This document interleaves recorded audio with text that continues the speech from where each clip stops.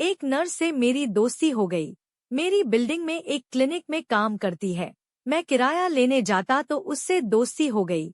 हुआ यूं कि जयपुर में किसी डॉक्टर को क्लिनिक खोलने के लिए कोई जगह किराए पर लेनी थी। वो डॉक्टर महाराष्ट्र से आया था। मैंने उस महाराष्ट्र से आए डॉक्टर को अपना मकान दिखाया और उसे पहली बार में ही पसंद आ गया। डॉक्टर के साथ एक नर्स भी आई हुई थी। उन लोगों ने किराए तय किया और मकान में शिफ्ट कर लिया। मैं पहले महीने उधर जाकर किराया ले आया था। मैं किराया वसूलने जाता तो जैसे कभी डॉक्टर नहीं हुआ तो उसकी एक नर्स रहती थी।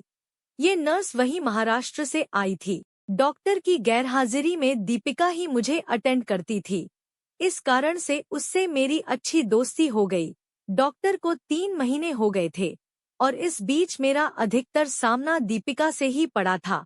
अब वो अक्सर ही अपने घर आदि की बात मुझसे साझा करने लगी थी। उसकी बातों से मालूम पड़ा कि उसका हस्बैंड किसी धोखाधड़ी में जेल की सजा काट रहा है और एक छोटा बच्चा उसके दादा दादी के पास ही रहता है, क्योंकि उसको हॉस्पिटल, वकील और केस आदि के काम देखने होते थे। अक्सर मैं उसको कहा करता था कि यार, सारी मुसीबत भगवान ने आपकी झोली में ही डाली है क्या? वो बस मुस्कुरा कर रह जाती थी।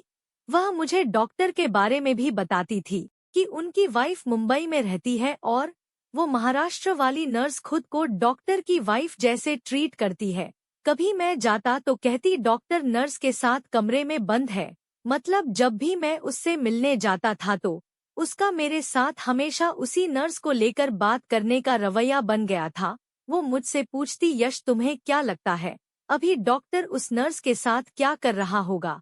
शायद दीपिका ये चाहती थी कि मैं उससे प्रेम का इजहार करूं। लेकिन इस बीच कॉलोनी में दूसरे लोगों ने डॉक्टर पर कुछ संदेह करना आरंभ कर दिया।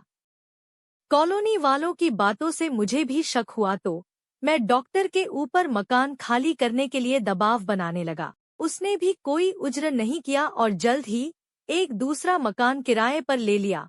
वो अपना सामान शिफ्ट करने की कहने लगा। उसने दूसरा मकान देख भी लिया था और जब तक वो पूरा मकान खाली करता उससे पहले ही कुछ ऐसा हो गया। दरअसल डॉक्टर कोई ऐसा ऑपरेशन करता था जो पूरे भारत में बैन था, मगर राजस्थान में बैन नहीं था।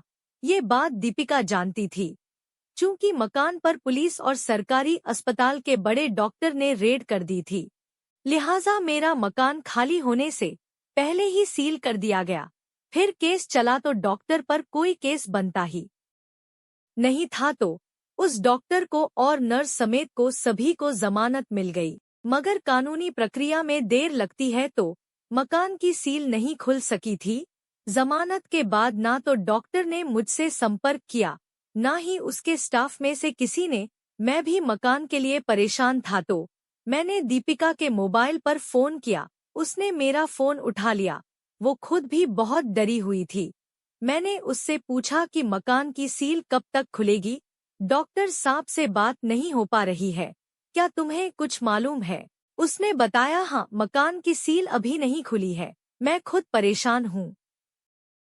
उसमें मेरे हस्बैंड की फाइल भी रह गई है, जिस वजह से मुझे अपने पति के केस की तारीख पर जाने में समस्या हो रही है। ये सुनकर मैंने उससे कहा, तुम्हारी समस्या तो मैं सुलझा सकता हूँ,